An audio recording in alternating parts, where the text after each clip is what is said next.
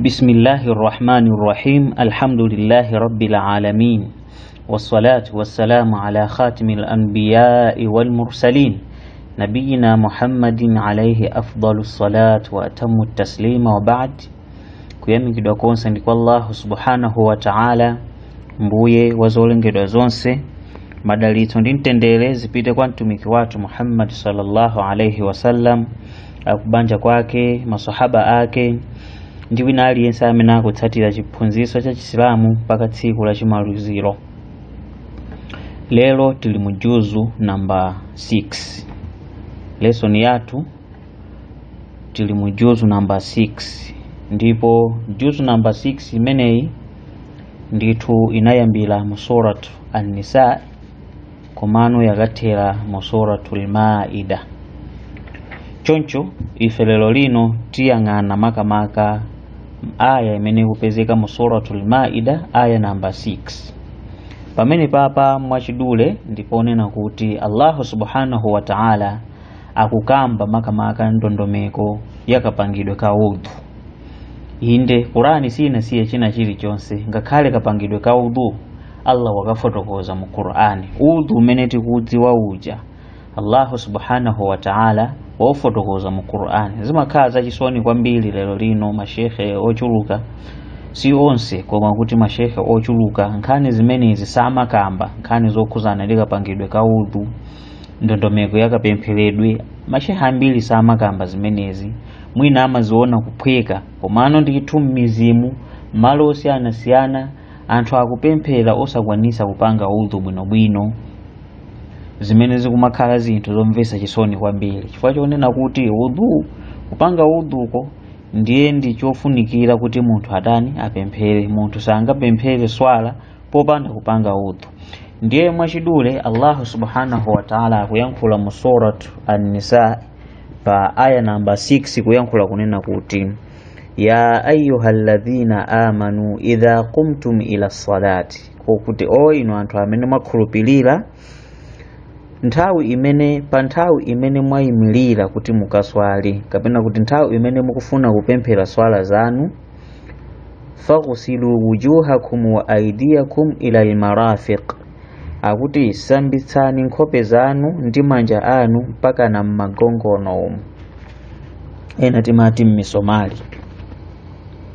Ndipo akuti wamsahu biruusikum wa arjulakum ila alka'bayn, ndipo pakani madzi pamitu panu ndi kusambisa mapazi anu mpaka na misomali ya m'miyendomo ena amati akakolo mmene momo. Wa in kuntum junuban fatahharu, tsopano ngati muli ndi janaba kuti mwakumana ndi mkazi wanu usiku ndiye muli ndi janaba kapena nthawi ina iliyonseyo ndiye muli ndi janaba akuti fatahharu, akuti mukuyenera kuziyelesa kusamba thupi lonse machidule. Wa in kuntum marda aw ala safarin aw jaa ahadun minkum min al-gha'it aw lamastumun nisaa falam tajidu ma'an fatayammamu sa'idan tayyiba. Akupitiliza Allah subhanahu wa ta'ala kunena kuti tsopano zikapezeka kuti inu mukudwala kapena muli pa ulendo ndipo kapena mmodzi wa inu akuchokera kokazithandiza ku toilet kapena mwakhalira limodzi ndi mkazi wanu ndipo simunapeze madzi falam tajidu ma'an fatayammamu sa'idan tayyiba, ngati situation imene itakuchitikirani akuti chitani tayammam, mupange udhu ndi dothi labwino. Famsahu biwujuhikum wa aydikum minhu, komano dothi limeneli akuti mungopaka ku nkhope zanu ndi m'manja mwanu basi. Ma yuridu Allahu liyaj'ala alaykum min harajin walakin yuridu liyutahhirakum wa liyutimma ni'matahu alaykum la'allakum tashkurun, kunena kuti ndithu Allah sakufuna kukuvutitsani koma akufuna kukuyeresani ndi kukwanilisa chisomo chake pa inu kuti mukhale anthu otani omuyamika Allah subhanahu wa ta'ala. Aya ndi imeneyo, tarjuma yake ndi imeneyo. Tsono tione tafsiri yake kuti kodi kafotokozedwe pamene papa zikufotokozedwa motani. Allah subhanahu wa ta'ala akuwauza anthu okhulupirira amene ali asilamu kunena kuti ino amene mwakhulupirira, idha qumtum ila salati, kuti inuyo mukayimirira kuti mukufuna kupemphera, akuti nthawi imeneyi mupange chani, alwudhu likulli salati mandubin, mukuyenera kupanga swala mukuyenera kupanga udhu pa swala ina iliyonse imene mukutani mufuna mupemphere, swala imene ili yokakamizidwa imene wakulamula na Allah subhanahu wa ta'ala. Swala ina iliyonse mukuyenera kupanga udhu. Wala yajibu alwudhu'a illa ala man ahdath, ndiye akunena kuti ndipo udhu siwokakamizidwa kupatula kwa ikhayo amene watani, amene wapeza lisilo limene lingampangisa kuti apange udhu. Kutanthauza kuti ngati munthu unapanga udhu pa dhuhuri ndiye sunadule udhu umene wowo mpaka pa asiri, palibe vuto iweyo kupemphera swala ya asiri popanda kupanga udhu winanso. Zimenezo zimene akutanthauza pamene papa. Komano kupatula ngati munthu uyo walandira lisiro kapena kuti wadula udhu wake uja, man ahdath, udhu wake uja waduka, munthu amene yoyo tsopano pa nthawi imene ndiye kuti akuyenera kutani, akuyenera kupanganso udhu wina. Kuchokera kwa Anas bin Malik radiyallahu anhu amene adayankhula kunena kuti kana an-nabiy sallallahu alayhi wasallam yatawaddau inda kulli salati, kunena kuti ndithu mtumiki Muhammad sallallahu alayhi wasallama adali kupanga udhu pa swala ina iliyonse. Tisaiwale kuti Anas bin Malik ndi mnyamata amene amakhala mnyumba ya mtumiki Muhammad sallallahu alayhi wasallam, anali wantchito sahaba ameneyo wa mtumiki Muhammad sallallahu alayhi wasallam. Choncho chilichonse chimene mtumiki amachita mnyumbamo ndiye kuti yeyu amachiona. Ndiye akutiuza kunena kuti mtumiki adali kupanga udhu swala ina iliyonse. Faqila lahu, ndiye zinayankhulidwa kwa iyeyo Anas, adayankhula zimenezi kwa anthu adamufunsa Anas bin Malik kunena kuti fa antum kaifa kuntum tasna'un, tsono inuyo ndiye munali kupanga bwanji? Mwanena kuti mtumiki swala ina iliyonse ankapanga udhu, ndiye nanga inu munkatani? Inunso swala iliyonse munkapanga udhu? Qala, ndiye Anas bin Malik adayankha kunena kuti kunna nusalli salawatu biwudhu'i wahid ma lam nahdath, kunena kuti ndithu ife tinali kuswala, ndithu tinali kupemphera swala zingapo ndi udhu umozi, ngati sitinadule udhu umenewo, sitidakhale ndi lisiro lina lililonse. Ndiye kuti udhuwo umakwanira kupempherera maswala angapo ngati udhu sunatani sunaduke. Chimene akutanthauza wenepa mwachidule nchiona kuti enawo sanali kupanga chani, sanali kupanga udhu pa swala ina iliyonse, amatha kupemphera mwina swala ziwiri kapena zitatu kumene ndi udhu umozi ngati sanadule udhuwo. Ndiyeno Allah subhanahu wa ta'ala wayankhula kunena kuti faghsilu wujuhakum, akuti musambise nkhope zanu. Tikayima paswala choyambilira, tikafuna kuti tiyime paswala choyambilira ndiye kuti tikuyenera kupanga udhu, ndipo udhu faghsilu wujuhakum, musambise chani nkhope zanu, yani bilma, kusambisa ndi madzi ndithu kukhopeku. Ndipo zinanenedwa kuti wa min ghasli alwajhi almadmada wal istinshaq, kunena kuti zinayankhulidwa kunena kuti mukusambisa nkhope ndiye kuti kuchukucha mkamwa komanso kuchira madzi mphuno ndi kuwamina. Zimenezo zikulowa mugawo lakutani ku nthawi imene munthu akutsuka nkhope yake. Utanthauza kuti munthu akamatsuka nkhope yake ndi madzi ndiye kuti nthawi yomweyo yonse akuyenera kuchukucha mkamwa komanso mphuno kuthiramo chani, kuthiramo madzi. Waqad warada ad-dalilu bi takhlil al-lihya, ndipo pali maumboni ndithu onena kuti nthawi imene inso munthu akhoza kuonesesa kuti madzi alowa mu ndevu zake nthawi yake imene akutani akusambitsa chani nkhope yake. Ndiye akupitiriza Allah subhanahu wa ta'ala kuti faghsilu wujuhakum wa aydiyakum ila al-marafiq, kunena kuti ndipo musambise chani mikono yanu mpaka na mamirfaq. Mirfaq abapa utanthauza al-mafsal alladhi baina as-sa'id wal 'abd, mwachidule kuti pamphindi pamene pamasiyanisa pakati pa mkonowu ndi ma biceps imati ma muscles athu pamene papa pali ujeni pali mtsinde kapena kuti mphindi ena timati choncho kuchiyawa amene kuti mbindi malo amene wawa ndionena kuti kansomali kamene kaka mazi azifikapo pamene popo sikuti kungosambisa mkono kulekezera mwina mwakewo ngati mene anthu amapangira iya komano kazifika ndithu pakafupa kameneka ndikupitirako pang'ono pachiyawo so ena amati chisukusuku amanena choncho malo amene wowo nda amene munthu akuyenera kuti madzi afika kumeneko kuchokera pamene payambira mkono wake pamene payambira dzanja lake mkono wonsewu mpaka na ku kansomali kamene kaka mmenemo ndi mmene zili ndakunena kuti wa idha tawaddaa adara almaa ala mirfaqaihi mwachidule choncho kunena kuti munthu nthawi amene akupanga udhu mtumiki Muhammad sallallahu alaihi wasallama ankayendetsa madzi ake kapena kuti ankathira madzi mpakana mu mirfaq mpakana kukatsinde kamene tukatchulaka kunkonoku wamsahu biruusikum yani imsahu ruusakum bilma'i komanso akunena kuti mitu yathu tizipakapo madzi pamenepa si kuthira madzi ake koma kungopakapo madzi wamsahu biruusikum wa arjulakum ila alka'bayn komanso musambitse aqdamakum mapazi anu ila alka'bayn mpaka na misomali wa fi kulli rajul ka'ban wa huma al'izmani an-nati'ani fi asfal 'azmi as-saq tanina kalima chidule kunena kuti alka'bayn tikutanthauza pamene papa kuti misomali timene timapezeka ku pamwamba penipeni pa phazi la thuli mmene momwe madzi akuyenera kuti atani afike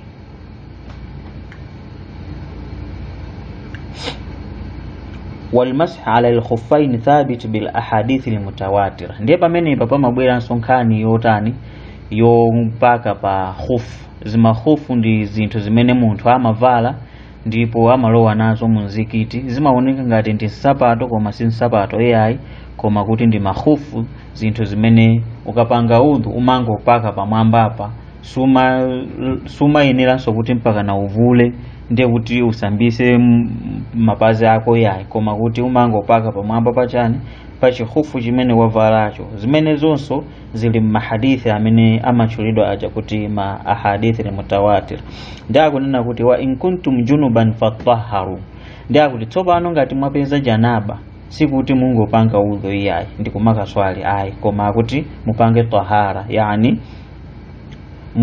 musambe ndi madzi thupi lonse wa in kuntum marda aw ala safarin aw jaa ahadun minkum min al-gha'it tsopano ngati inu muli kudwala kunena kuti muli ndi matenda ena kuti mukakhuza madzi ndiye kuti matenda ajatani apitilira aw ala safarin kapena muli pa ulendo ndi madzi simunapeze munjira mmene munthawi yakwana kuti muswali ndiye pamene mulipo madzi palibe aw jaa ahadun minkum min al-gha'it kapena wina akakuchokera kokazithandiza falam tajidu ma'an ndipo madzi simunapeze ndakunena kuti fatayammamu sa'idan tayyiban akuti nthawi imeneyo mu situation imeneyoyo mukuyenera kupanga tayammum kupanga udhu ndi doti limene lili tayyiban labwino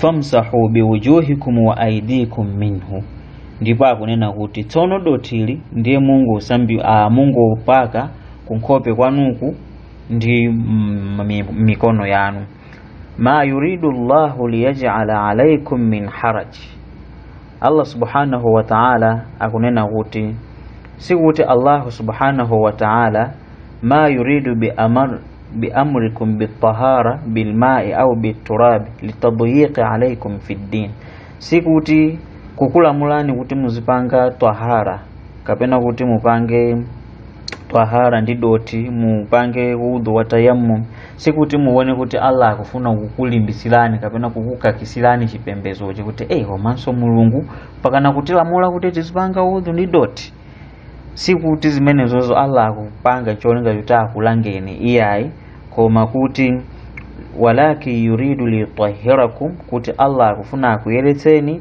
minal adrani wadhunub, kuchokera ku litsiro komanso machimo osiyanasiyana. Ndiye kuti mukapanga udhu ndi madzi aja ndiye kuti thupi lanu likhala labwino. Sayansinso inavomereza kalekale zimenezo kuti munthu amene amapanga udhu ndiye kuti even ma germs amakhala otalikirana ndi munthu ameneyo. Ndiye kuti litsiro limachoka pathupi pake komanso nsambi zimachoka. Nsambi zina Allah subhanahu wa ta'ala amatha kuchosera nthawi imene ukupanga udhu. Cholinga chake ndi chimenecho, waliyutimma ni'matahu alaikum, komanso kuti Allah subhanahu wa ta'ala akwaniritse mtendere wake pa inu, ai bitarkhisu lakum fit tayammum, pokupasani inuyo rukhsa, kapena kuti kukupasani ndithu danga lolena kuti mukhoza kupanga tayammum, mukhoza kupanga udhu ndi doti pambuyo paonena kuti madzi palibe. Sana neno kuti abasi mufunefunebe madzi ulo palibe, muyesetse kakugula mukagule bolani mupangire udhu. Ya ndiye kuti zikanakhala kuti akulimbisiraniso pamenepo mchipembezo.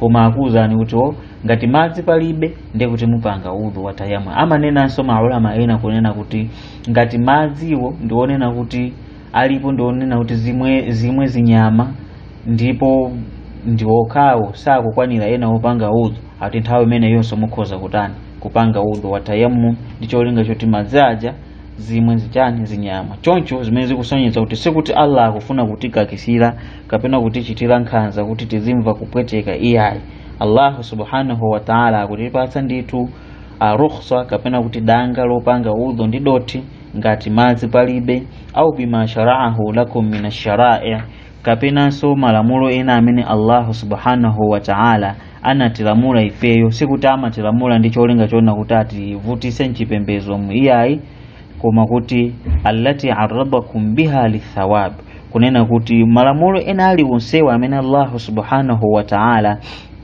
amatipatsa ndi malamulo onena kuti mkati mwakemo mumakhala thawabu, malipiro ochuluka amene tikawapeza kwa Allah subhanahu wa ta'ala, la'allakum tashkurun, kuti mwina tingayamike ni'matahu alaikum, tingayamike mtendere umene Allah subhanahu wa ta'ala watani watipatsa ifeyo, kuti mwina mtendere umenewo tingakhale tikutani tikuyamika.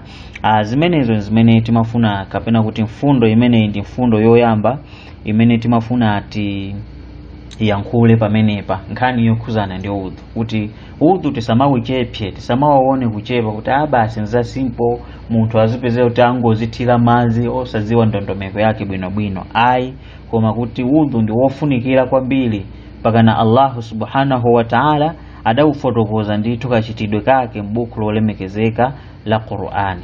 Ndipo zotsatira pamenepo kapena kuti zina zimene zingatsatire pamenepo anazifotokoza maulama, anthu ophunzira bwino kwambiri nkhani za fiqhi, kuti kodi kachitidwe kake nkumapanga motani. Koma kuti Allah subhanahu wa ta'ala apa anatifotokozera injenu kapangidwe ka udhu, komanso kunena kuti kodi munthu amene ali ndi janaba zikhoza munthu ameneyo basi kungonyamuka kukapanga udhu kenako kukaswali. Ndiye taona kuti iya zimene zingatheke, akuyenera kuchotsa kaye litsiro limene lili lalikulu posamba ndithu thupi lonse ndi madzi, kenako ndi azitani, kenako ndi azipanga udhu bwinobwino. Mmene momo ndi mmene tingakambire pa nkhani imeneyi, nkhani yokhuzana ndi kapangidwe ka udhu. Ndikunena kuti ndipo udhu umenewo ndi chinthu ndithu chofunikira kuti mashekhe osiyanasiyana azichikamba nthawi ndi nthawi, kuwaphunzitsa anthu m'mizimu, ndi cholinga choti anthu asamakhale mu mdima woti mpaka na kumakanika kupanga ndi udhu omwe. Ndiye kwa lero timaliza ndi aya namba 7.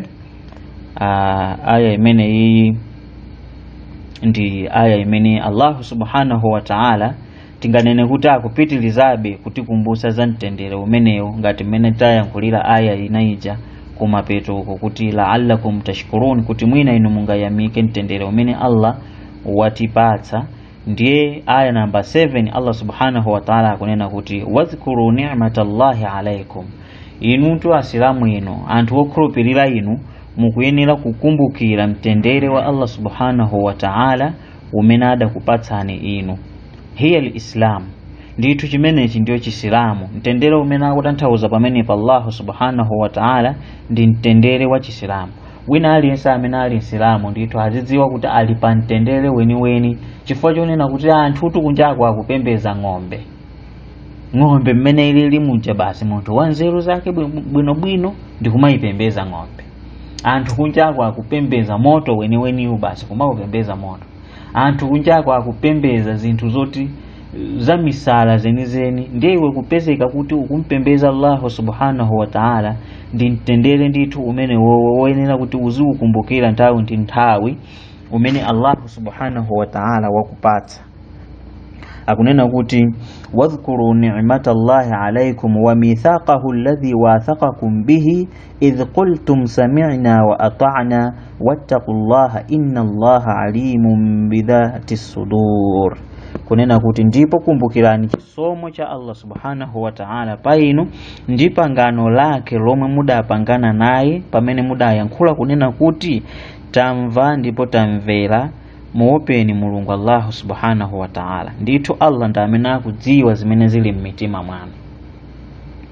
Mwachidule aya imeneyo ndi mmene akuyankhulira Allah subhanahu wa ta'ala kunena kuti tikumbukire mtendere wa chisilamu umene Allah subhanahu wa ta'ala atipatsa.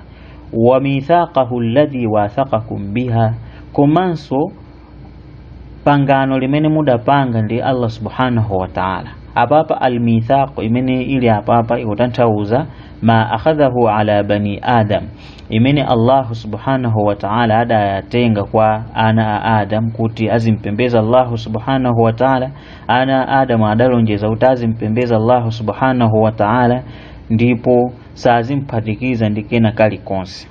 Ndipo Mujahid rahimahullah adayankhula kunena kuti wa nahnu wa illam nadhkuruhu faqad akhbarana Allah bih, kunena kuti ifeyo ngakhale kuti sitikumkumbukira Allah subhanahu wa ta'ala koma Allah subhanahu wa ta'ala ndithu watikumbutsa komanso watiuza za pangano limene ife ana a Adam tidapangana ndi Allah subhanahu wa ta'ala pa nthawi imene Allah adamulenga Adam. Padaperekedwa pangano lonena kuti ndithu tizikakupembezani inu Allah subhanahu wa ta'ala ndipo sitikakuphatikizani ndi china chilichonse, sitikakhala anthu ashiriki.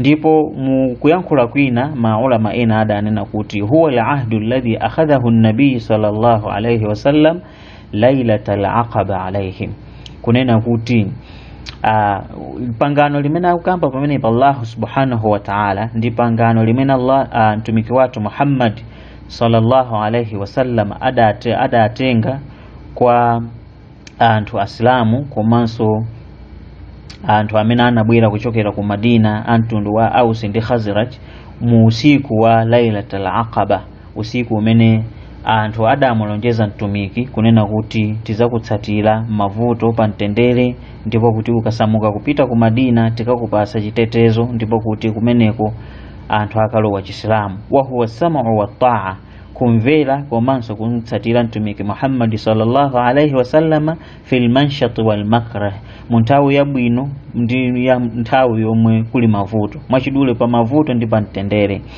Thumma kana man dakhala fil islami bay'ahu ala dhalik, ndipo zinali pambuyo pa pangano limene mtumiki adapanga ndi maswahaba ake komanso anthu amene ochokera ku Madina, zinakhazikisidwa kuti aliyense amene amalowa chisilamu amayenera kuti apange bai'a imeneyi, apange ata allegiance yawo kuti ineyo ndalowa chisilamu ndipo ndizamumvera mtumiki komanso ndizamutsatira mtumiki pa mavuto ndi pa mtendere. Wa adafahu Allah ta'ala ila nafsihi li'annahu an amrihi wa idhnihi, ndipo Allah anaziphatikizanso mu chipangano chimene chichi kuti amene akumulonjeza mtumiki kupereka pangano kwa mtumiki kuti tizikutsatira akuti ameneyo akhalanso kuti wamutsatira Allah subhanahu wa ta'ala, chifukwa mtumiki amapanga zimenezi kuchokera mu chilamulo cha Allah ndi chilolezo cha Allah.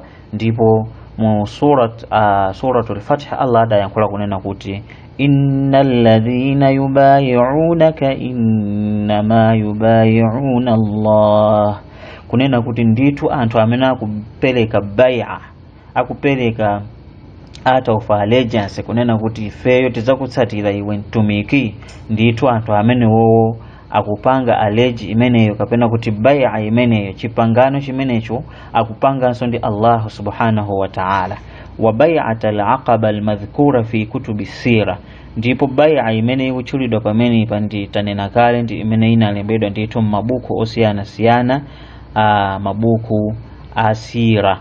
Ndiyeno aya imeneyi tikuyilumikizanso ndi aya imene Allah subhanahu wa ta'ala adayankhula kumayambiriro kwa suratul Maida kunena kuti aufu bil uqud, inu tumukwanilise mapangano amene mudapangana ndi mtumiki Muhammad sallallahu alaihi wasallam. Idh qultum sami'na wa ata'na, nthawi imene mudayankhula kunena kuti nditu ife tavomera ndipo tamva ndipo tatsatira. Ay waqti qawlikum hadha fa innakum bidhalika qata'tum an anfusikum ahdan ma'a Allah, kunena kuti ndipo inuyo mutati mwaphwanya lonjezo limene lili, ndiye kuti pamene papa mwaphwanya lonjezo pakati pa inu ndi Allah subhanahu wa ta'ala. Ndipo Allah subhanahu wa ta'ala ndi wakumva komanso amadziwa china chilichonse chimene chili mitima mwanu. Mmenemu ndithu ndi mmene akufotokozera Allah subhanahu wa ta'ala pamene popo mwachidule nkhani yayikulu pamene pandionena kuti munthu unsilamu amene wavomera chisilamu ndiye kuti azichinyadira chipembedzo chake. Samapezeke kuti munthu akuzibisa basi pa ntchito munthu akuti kumapanga ati osazionesera chisilamu. Zimene zitu zimachitika chifukwa cha kukonda dunia komanso ndi ujeni kuzikweza kwa munthu basi.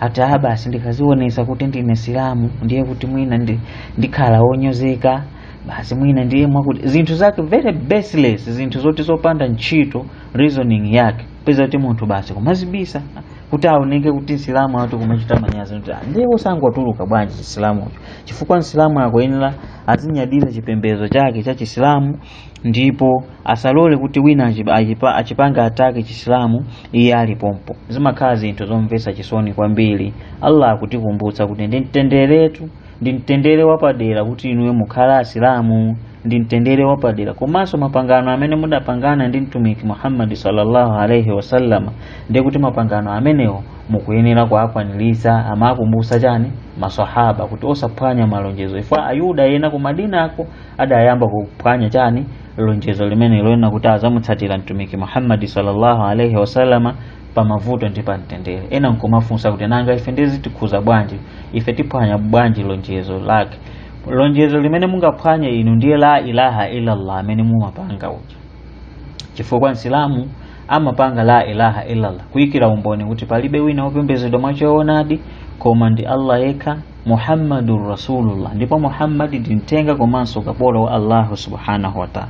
So ukayikira umboni kuti Muhammadur Rasulullah, chimene chikuyenera kutsatira pamenepo ndichonena kuti uzimvera zimene adanena mtumikizo komanso uzisiya zimene adakulesa mtumiki, zimene adakulamula mtumiki upange, zimene adalesa mtumiki usapange. Koma zikapezeka kuti iwe zimene adalesa mtumiki iwe zimene ukupanga, ndiye kuti pamene popo ukuphwanya chipangano chimene udapangana ndi mtumiki Muhammad sallallahu alaihi wasallama, pamene unkayankhula kunena kuti ndikuyikira umboni kuti Muhammad ndi mtenga wa Allah, ndiye kuti mawu amene wa unkango yankhula koma anali abodza. Umo ndi mmene tingamalizire tsiku la lero mu lesson yathu, mu program yathu imeneyi, program ya maphunziro atarawih. Lero timayang'ana juzu number 6 makamaka pa aya imeneyi, aya number 6 inso yochokera buku lolemekezeka limene la Qur'ani makamaka mu suratul Maida, mmene timakumbusana nkhani yokusana ndi udhu, ndipo tamalizira ndi nkhani imene Allah subhanahu wa ta'ala akutikumbutsa za mtendere wokhala za ubwino kapena kuti mtendere umene tidaupeza pokhala asilamu. Ndikafika apo ndimpempha Allah subhanahu wa ta'ala kuti atipatse kumvetsetsa nkhani za chipembezo, ndi kuti atipangise kukhala anthu otsatira malamulo ake nthawi ndi nthawi. Wassalamu alaikum wa rahmatullahi wa barakatuh.